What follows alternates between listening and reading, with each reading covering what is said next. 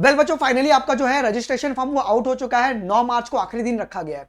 Registration के समय बहुत सारे बच्चे यहां पे गलती करते हैं, गलत गलत कोड डाल देते हैं, जिसकी वजह से उनका एप्लीकेशन फॉर्म आगे एक्सेप्ट नहीं होता है। सर मैं फ्रेशर हूं, मैं कौन सा कोड डालूं? मैं ड्रॉपर हूं, मैं कौन सा कोड डालूं? सर मैं बीएमएस बीएचएमएस कर रहा हूं, कौन सा कोड डालूं?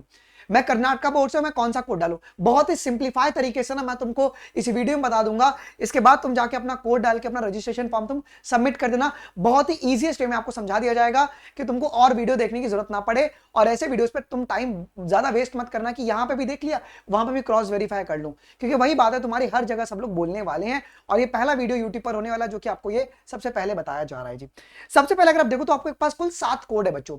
7 में से आपको कौन सा कोड लगाना है? देखिए, कोड 1 कौन लगाएगा जी? वो बच्चे लगाएंगे जो कि अभी 12th में अपीयर हुए हैं, जिनका 12th का एग्जाम अभी हुआ है, जिनका रिजल्ट अभी तक नहीं आया, जिनका रिजल्ट अभी अवेटेड है, मतलब जो फ्रेशर बच्चे हैं वो कोड 1 डालेंगे। चाहे वो तुम किसी भी बोर्ड से, सीबीएसई से हो या आईसीएसई से हो, स्टेट बोर्ड हो या एनआईओएस हो, या अगर बायोलॉजी अगर आपका एडिशनल सब्जेक्ट भी हो, अगर आप फ्रेशर हैं, लेकिन अगर आप फ्रेशर हो तो फ्रेशर वाले बच्चे, चाहे बायोलॉजी एडिशनल हो, बायोटेक एडिशनल हो, तुम अगर अभी तक रिजल्ट नहीं आया है तो तुम कोड 1 डाल दोगे जी, जिन्होंने 23-24 में एग्जाम दिया है आपका किसका? 12th का जी, जिनका रिजल्ट अभी नहीं आया है जी, ठीक है। कोड 2 कौन डालेगा? जितने भी ड्रॉपर बच्चे हैं, आंख बंद करके तुम क्या कर रहे हो? कुछ नहीं, तुम कोड 2 पे से टिक कर देना, जिन्होंने ऑलरेडी 12 पास हो गए हैं। जो ड्रॉपर है, जो या तो पार्शियल ड्रॉप जिन्होंने लिया है, ठीक है, ऐसे बच्चे को गैप सर्टिफिकेट भी बनाना पड़ेगा, बट वो सिर्फ और सिर्फ काउंसलिंग में रिक्वायर्ड होगा। अगर आप बीए बीएससी बीएससी नहीं सॉरी बीए बीटेक बीबीए कर रहे हो, ठीक है, मतलब आर्ट्स वाला स्ट्रीम पढ़ रहे हो, या साइंस से पढ़ने के बाद तुमने कॉमर्स ले लिया है, बीकॉम कर रहे हो, लेकिन अभी भी इच्छा है डॉक्टर बनने का, तो आप लोग भी बच्चों कोड 2 ही डालोगे जी, ठीक है। बीएससी वाले नहीं डालेंगे कोड 2, उनके लिए कुछ और डालना है, बताऊंगा क्या डालना है। लेकिन अगर तुमको लग रहा है कि मुझे बीएससी वाला दिखाना नहीं है, एज अ ड्रॉपर दिखाना है, तुम कोड 2 डाल देना। सो कोड 2 सारे ड्रॉपर बच्चों के लिए है, ठीक है, चाहे वो तुम पार्शियल ड्रॉपर हो या तुम ड्रॉपर हो बच्चों, ठीक है, जिन्होंने 12 ऑलरेडी पास कर लिया है। कोड 3 कौन डालेगा जी मुन्ना?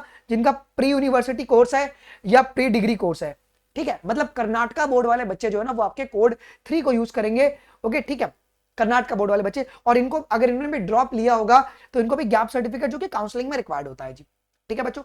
कोड 4 किसके लिए लगेगा बच्चों? जो प्री प्रोफेशनल कोर्स कर रहे हैं, तो जिन्होंने प्री मेडिकल एग्जामिनेशन में पार्टिसिपेट किया। मतलब क्या?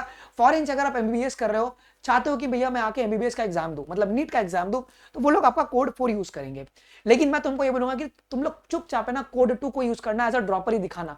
क्यों दिखाना है? कि मैं एमबीबीएस फॉरेन से कर रहा हूं, ये उनके लिए मतलब उन्होंने बनाया इस फॉर्मेट। अगर आप बीएमएस कर रहे हो, बीएचएमएस कर रहे हो, बीएससी नर्सिंग कर रहे हो या बी फार्मा कर रहे हो, टिल 3rd ईयर, मतलब अभी तक आपका ग्रेजुएशन नहीं हुआ है, अभी तक आप कोर्स में ही हो, तो आप लोग क्या करोगे बच्चों? ये कोड 4 यूज करोगे जी। इनको भी गैप सर्टिफिकेट लगेगा, वो भी सिर्फ काउंसलिंग के समय रिक्वायर्ड है बच्चों, ठीक है, ये उनके लिए हो गया। कोड 5 कौन यूज करेगा? जो BSc first year, second year और 3rd ईयर में, जिनका अभी तक है ना बच्चों रिजल्ट नहीं आया है। बिकॉज जिस समय तुम्हारा ग्रेजुएशन हो जाएगा तो तुमको टीसी कौन देगा? जिस कॉलेज से तुमने अपना ग्रेजुएशन कंप्लीट किया है कि नहीं? अगर बीएमएस के सेकंड ईयर में ड्रॉप करे तो तुम्हारा जो टीसी होगा ना वो 12th वाला ही टीसी होगा। इसके लिए अलग अलग कोड वाला फिनोमिना आपका आया है, तो ये केओस क्रिएट ना हो तो तुम कोड 2 पे डाल देना कि एज मैं ड्रॉपर की तरह बिहेव कर रहा हूं, ठीक है। कोड 5 में क्या होगा जी? जितने भी बीएससी वाले बच्चे जो first year, second year, 3rd year में, जिनका अभी तक रिजल्ट नहीं आया है, अभी ये कोर्स में ही है, और पीसीबी और साथ में इंग्लिश और एक मतलब जो आपका बायोलॉजी जैसे होता है ना, जब आप बीएससी करते हो तो उसमें आपका एडिशनल सब्जेक्ट होता है, नीट वाला सब्जेक्ट उसमें होना बहुत ही जरूरी है जी, ठीक है, वो कोड 5 लगाएंगे। आप लोग अभी कोर्स में ही हो, ग्रेजुएशन हुआ नहीं।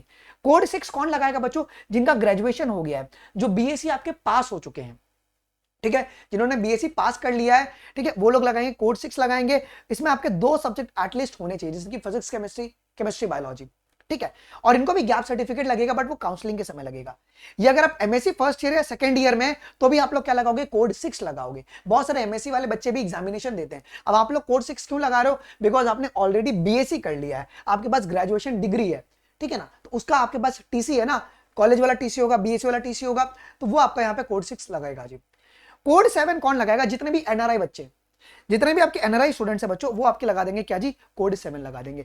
लेकिन मैं तुमको एकदम सिंपल से बता दूं, अगर आप फ्रेशर हो कोड 1, तुम ड्रॉपर हो कोड 2, तुम बीएससी कर रहे हो, बीएमएस कर रहे हो, तुम कुछ भी कर रहे हो, तुम कोड 2 डालना। बाद में केओस क्रिएट नहीं होना चाहिए यार।